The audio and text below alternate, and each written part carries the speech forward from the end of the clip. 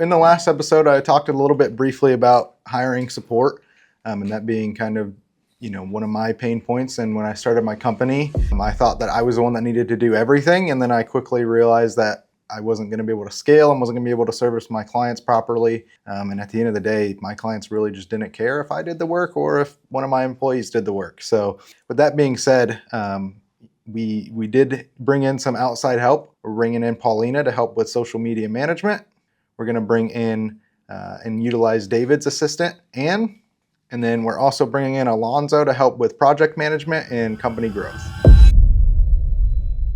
right, my name is Alonzo, and I'm going to be helping with marketing strategy and just really offering strategy about what's after this entire challenge and how David can help better serve people. I've worked with David long enough to know that he wants to help people, and so part of that is going to be making sure that this project doesn't just end at his pool, which I'm confident that they'll be able to get to, but how do we continue to help people so that they can do the same thing in their lives and their businesses, whether they want a pool, whether they want a car, a vacation with their family?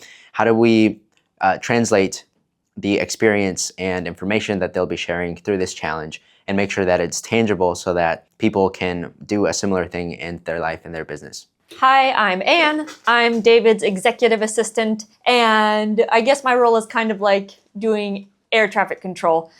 David is a very inspired person and moves very, very, very quickly. I don't know when he sleeps, honestly. So just kind of making sure that he stays on track and his ambition doesn't get split between a bunch of different things because he always wants to find the best way to help people. So just keeping him on track, keeping the communication open, and making sure that we are reaching those deadlines. Hi, I'm Paulina. I'm the person behind the camera and behind the content of this challenge. My job is simple: document the journey, tell the story, and take you guys along with us as David and Levi work their way toward their goal.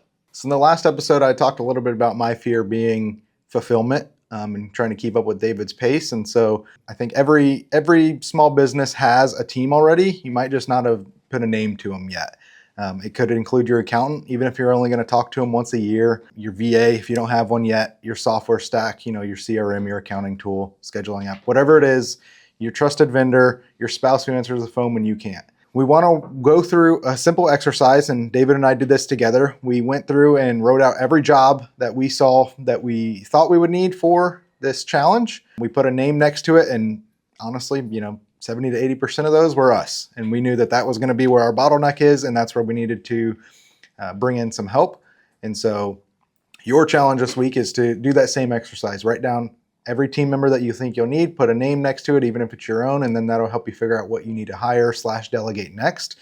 And so that's what we want you to do, is go pick one of those and try and delegate it this month. For us, we knew we needed help with social media, we needed help with project management, we needed a head of growth, and then we needed help with an executive assistant to keep us all on track. And you don't need 10 people. You need every job to have an owner, even if that's you, even if it's a couple people. In the next episode, we're going to show you the final thing before launch. It's going to be the actual brand, the actual website, the actual offer that goes live.